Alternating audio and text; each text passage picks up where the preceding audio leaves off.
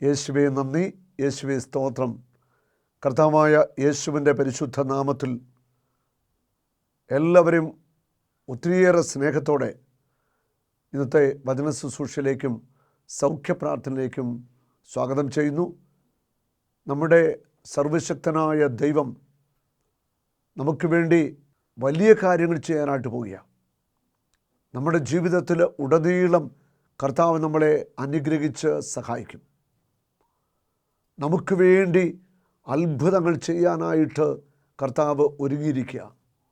നമുക്ക് വേണ്ടി വഴികളെ തുറക്കുവാനായിട്ട് കർത്താവ് ഒരുങ്ങിയിരിക്കുക. കയ്പ് നിറഞ്ഞ, ദുഃഖം നിറഞ്ഞ, വേദന നിറഞ്ഞ, തകർച്ച നിറഞ്ഞ നമ്മുടെ ജീവിതത്തെ വീണ്ടും പണിതുയർത്തുവാനായിട്ട് യേശു ആഗ്രഹിക്കുന്നു. ഒരിക്കലും നമ്മളെ അവിടുന്ന് തള്ളിക്കളയത്തില്ല. ഒരിക്കലും നമ്മളെ ഉപേക്ഷിക്കത്തില്ല. നമ്മളോട് കരുണ കാണിക്കുന്ന ദൈവം. റോമ 5:5 പറയുന്നു, പ്രത്യാശ നമ്മെ നിരാശരാക്കുന്നില്ല. പിതാവായ ദൈവം തൻ്റെ പരിശുദ്ധാത്മാവിലൂടെ ദൈവത്തിൻ്റെ സ്നേഹം നമ്മുടെ ഹൃദയങ്ങളിലേക്ക് ചൊരിയപ്പെട്ടിരിക്കുന്നു. പ്രത്യാശയോടെ ജീവിതത്തെ നേരിടുക. നമ്മുടെ ജീവിതത്തിൽ പെട്ടെന്നുള്ളതായ തകർച്ചകൾ വരാം, തീർത്താൽ തീരാത്ത കടബാധ്യതകൾ വരാം, വീട് ജപ്തി ചെയ്തു പോയി എന്ന് വരാം, അല്ലെങ്കിൽ പ്രിയപ്പെട്ടവരുടെ പെട്ടെന്നുള്ള മരണം കടന്നു വരാം, തീരാ രോഗങ്ങളിലേക്ക് വീണുപോയെന്ന് വരാം. പക്ഷേ ആ സമയങ്ങളിലൊക്കെ നമ്മൾ കർത്താവിനെ മുറുകെ പിടിക്കുക, പ്രത്യാശയുള്ളവരായിരിക്കുക. ഈ കഴിഞ്ഞ ദിവസം ഒരു സഹോദരി എന്നെ വിളിച്ചു. സഹോദരിയുടെ ആങ്ങള പെട്ടെന്ന് ശരീരം ഒരു വശം തളർന്ന് സംസാരമൊക്കെ നഷ്ടപ്പെട്ട് ഹോസ്പിറ്റലിലാണ്. 3 ദിവസമായി. പ്രാർത്ഥിക്കണം. പ്രത്യേകം ആ മകന് വേണ്ടി പ്രാർത്ഥിച്ചു. അതുകൂടാതെ ആ സമയത്ത് കടന്ന് നമ്മുടെ ബൈബിൾ കൺവെൻഷനിൽ ആയിരക്കണക്കിന് ആൾ പങ്കെടുത്ത കൺവെൻഷനിൽ ഞാൻ ഇക്കാര്യങ്ങൾ പറഞ്ഞു. ആരാധനയിൽ ആ മകനെ സമർപ്പിച്ച് ഒന്നു ചേർന്ന് സ്തുതിച്ച് പ്രാർത്ഥിച്ചു ദൈവസന്നിധിയിൽ. കർത്താവേ, ആ മകൻ അത്ഭുത രോഗശാന്തി നൽകണം, ആ മകന് വിടുതൽ കൊടുക്കണം, അവന് പൂർണ്ണ സൗഖ്യത്തിലേക്ക് നയിക്കണം. കർത്താവ് ആ പ്രാർത്ഥന കേട്ടു. ഇന്നലെ ആ കുടുംബം എന്നെ വിളിച്ചു. അത്ഭുതം നടന്നിരിക്കുകയാണ്. ആ മകൻ്റെ കൈയും കാലും ബലം പ്രാപിച്ചു. നഷ്ടപ്പെട്ടു പോയ സംസാരിക്കാനുള്ള ശക്തി തിരിച്ചു കിട്ടി. അങ്ങനെ പുതുജീവിതത്തിലേക്ക് ആ മകൻ മടങ്ങി വരികയാണ്. നമ്മുടെ ജീവിതത്തിൽ പ്രത്യാശ നഷ്ടപ്പെട്ടവരെ പോലെ നമ്മൾ ജീവിക്കാനായിട്ട് പാടില്ല. ജീവിതത്തിൽ പ്രതികൂലമായ സാഹചര്യങ്ങൾ, പ്രതിസന്ധികൾ ഒക്കെ ഉണ്ടാവും. നമ്മൾ ലോകത്ത് ജീവിക്കുമ്പോൾ നമ്മുടെ ജീവിതത്തിൽ അതൊക്കെ നമുക്ക് പ്രതീക്ഷിക്കാം. പക്ഷേ ഇതിനെയൊക്കെ അതിജീവിക്കാനായിട്ടുള്ള ആത്മബലവും ആത്മശക്തിയും ദൈവം നമുക്ക് തരികയാണ്. കർത്താവ് നമുക്ക് നൽകുന്നത് ആത്മധൈര്യത്തിൻ്റെയും ആത്മശക്തിയുടെയും ആത്മാവിനെയാണ്. നമ്മുടെ ജീവിതയാത്രയിൽ ദുരിതങ്ങളും ഞെരുക്കങ്ങളും കടഭാരങ്ങളും വേദനകളും മനസ്സിനെ തകർക്കുന്ന അനുഭവങ്ങളും നമ്മുടെ കൂടെ നിന്നവർ നമ്മളെ ചതിച്ചിട്ടുപോയ അനുഭവങ്ങളും പിന്നിൽ നിന്ന് കുത്തിയ അനുഭവങ്ങളും ഒക്കെ ഉണ്ടാവും. പക്ഷേ ഇതിനെയൊക്കെ അതിജീവിച്ച് മുൻപോട്ട് പോകാനുള്ള ആ കരുത്ത് ദൈവത്തിൻ്റെ ആത്മാവ് നമുക്ക് നൽകും. നമ്മൾ മനുഷ്യനിൽ ആശ്രയിക്കരുത്. നമ്മുടെ ചുറ്റുവട്ടങ്ങളിലേക്ക് നമ്മൾ ആശ്രയിക്കാൻ പാടില്ല. നമ്മളെപ്പോഴും ദൈവത്തിൽ ആശ്രയിക്കുക. ജീവിക്കുന്ന ദൈവത്തിൽ, സർവശക്തനായ ദൈവത്തിൽ, കരുണ കാണിക്കുന്ന ദൈവത്തിൽ നമ്മൾ ആശ്രയിക്കുക. ആ ദൈവം പരിശുദ്ധാത്മാവിലൂടെ നമ്മളെ ബലപ്പെടുത്തും. അവിടുത്തെ സ്നേഹം നമ്മൾ നിറയ്ക്കും. പ്രത്യാശ നഷ്ടപ്പെട്ടവരെ പോലെ ഞങ്ങൾ ഒരിക്കലും ജീവിക്കരുത്. വലിയ പ്രതീക്ഷയോടെ, വലിയ ആഴമായ വിശ്വാസത്തോടെ യേശുവിൻ്റെ കരങ്ങളിൽ മുറുകെ പിടിക്കുക. ജീവിതം മുൻപോട്ട് കർത്താവ് നയിക്കും. നമുക്ക് മുൻപിൽ എല്ലാ അടഞ്ഞ വഴികളെയും കർത്താവ് ഉറപ്പായിട്ടും ഓപ്പൺ ചെയ്തു തരും. നമ്മുടെ ദൈവത്തിന് അസാധ്യമായിട്ട് എന്തെങ്കിലുമുണ്ടോ? വചനം പറയുന്നില്ലേ, ദൈവത്തിന് അസാധ്യമായിട്ട് ഒന്നുമില്ല. അസാധ്യം എന്ന് പറയുന്നൊരു വാക്ക് ദൈവത്തിൻ്റെ ഡിക്ഷണറിയിൽ ഇല്ല. കാരണം എല്ലാറ്റിൻ്റെയും ഉടയവനായ ദൈവത്തിന് എല്ലാം സാധിക്കും. എല്ലാറ്റിൻ്റെയും ഉടയവനായ ദൈവം അവിടുന്ന് തീരുമാനിക്കുന്ന കാര്യങ്ങളെ ഈ പ്രപഞ്ചത്തിൽ നടക്കൂ, മനുഷ്യരിൽ നടക്കുകയുള്ളൂ.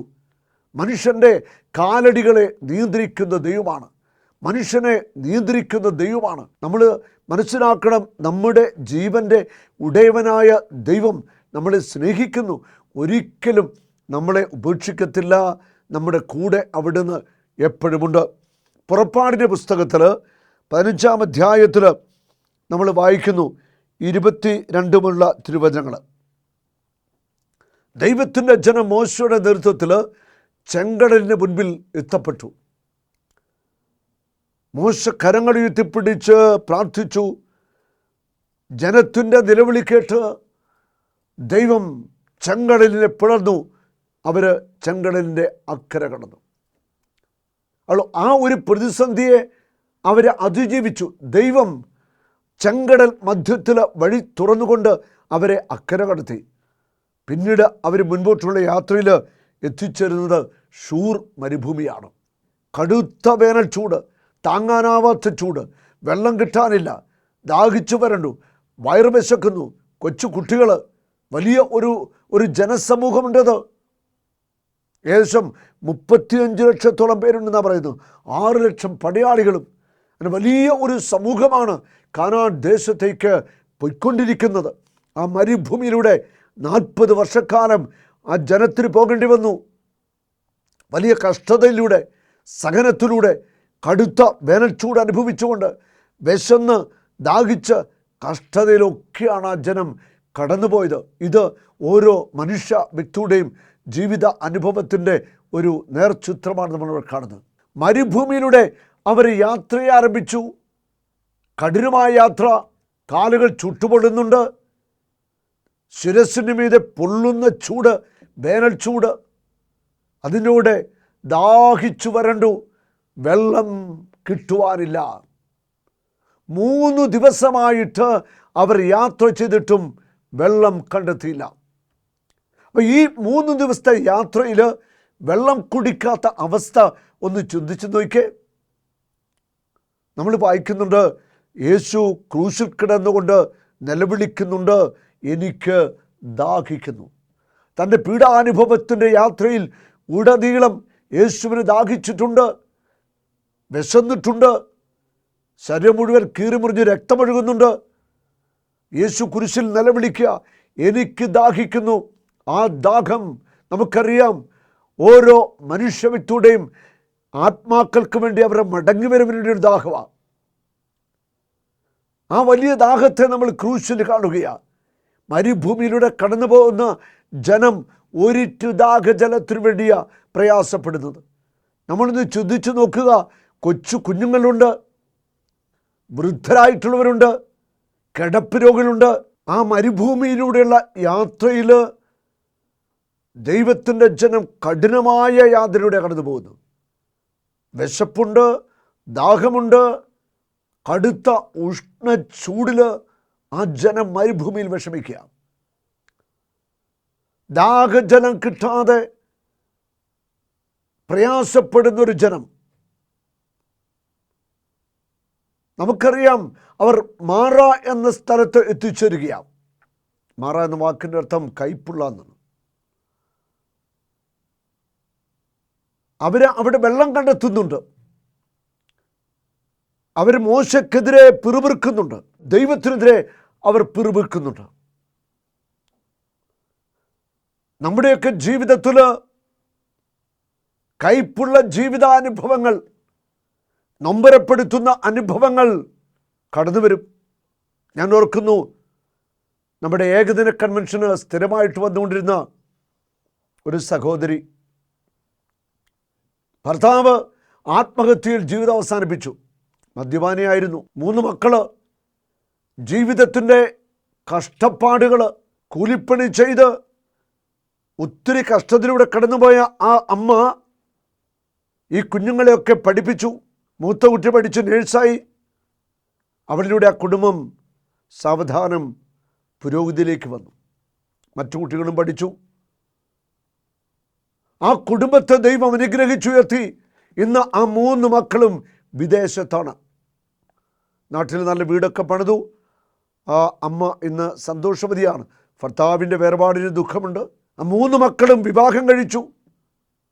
അവർക്ക് കുഞ്ഞുങ്ങളായി സന്തോഷമായിട്ട് കഴിയുന്നു. ആ ജീവിതത്തിൻ്റെ കൈപ്പേറിയ നൊമ്പരങ്ങളിലൂടെ കടന്നു പോകുമ്പോഴും ആ സഹോദരി കർത്താവിനെ മുറുകെ പിടിച്ചു എന്നുള്ളതാണ്. എല്ലാ ആഴ്ചയും നമ്മുടെ ഏകദിന കൺവെൻഷൻ്റെ ചിറ്റടിയിൽ മുൻപിലെ കസേരയിൽ അവരുണ്ടായിരിക്കും. കരഞ്ഞു നിലവിളിച്ച് പ്രാർത്ഥിക്കുന്നത് കാണാം. കുടുംബത്തുള്ളവരും ബന്ധുക്കളുമൊക്കെ തള്ളിപ്പറഞ്ഞപ്പോൾ ഭർത്താവിൻ്റെ ആത്മഹത്യയിൽ ഹൃദയത്തിൽ ദുഃഖം ഏറ്റുവാങ്ങി ജീവിച്ച ആ സഹോദരിയുടെ ജീവിതത്തോട് കർത്താവ് കരുണ കാണിക്കുകയാണ്. സ്വർഗത്തിലെ ദൈവം നമ്മുടെ കണ്ണുനീര് കാണുന്നവനാ.